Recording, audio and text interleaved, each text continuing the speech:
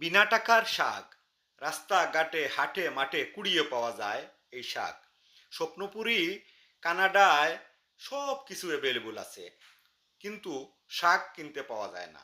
আর তাই মহান আল্লাহ রাব্বুল আলামিন এই শাক জন্ম দিয়েছেন যেখানে সেখানে, মাটিতে এমনি এমনি গজায় এই শাক।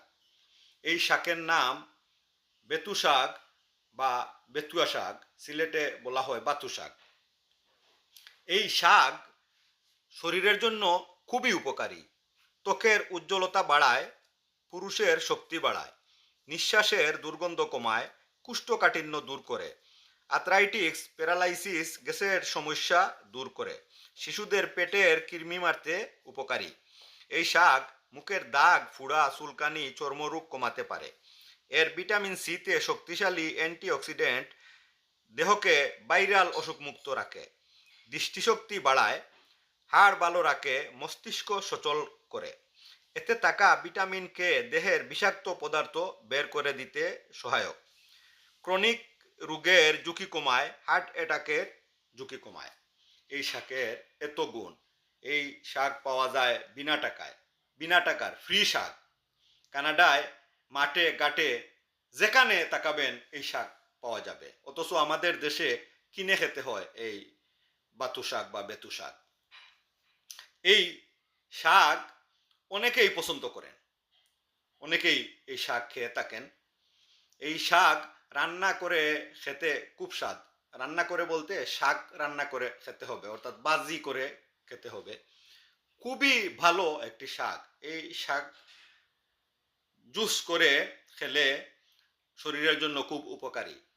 এই শাকের রস মুখে প্রলেপ দিলে মুখের ব্রণ দূর হয় এবং মুখের উজ্জ্বলতা বাড়ে। এই শাক রান্না করা খুব সহজ। এই শাক তুলে এনে প্রথমে ধুয়ে নিতে হবে। মূলত কানাডায় এই শাকগুলো খুবই পরিচ্ছন্ন অবস্থায় থাকে, ধুলাবালি নাই সেই কারণে। এই শাকগুলো এভাবে কেটে এনে ধুয়ে নিতে হবে। ধুয়ে নিয়ে এগুলো কুচি কুচি করতে হবে প্রথমে, খুব ছোটো ছোটো করতে হবে। এই শাকগুলো ভালো করে ধুয়ে কুচি কুচি করে নিতে হবে। এই যে এভাবে কুচি কুচি করে রেখে দিতে হবে এবং রসুন পেঁয়াজ কেটে রাখতে হবে।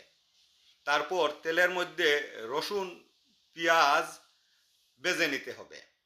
ভালো করে রসুন পেঁয়াজ যখন ভাজা হয়ে যাবে, এভাবে ভাজতে হবে। এই রসুন পেঁয়াজ ভালো করে ভাজতে হবে।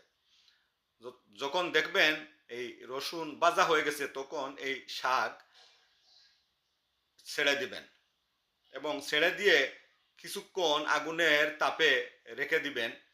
একটু নাড়াচাড়া করতে হবে। খুবই সহজ পদ্ধতি এই শাক রান্না করা।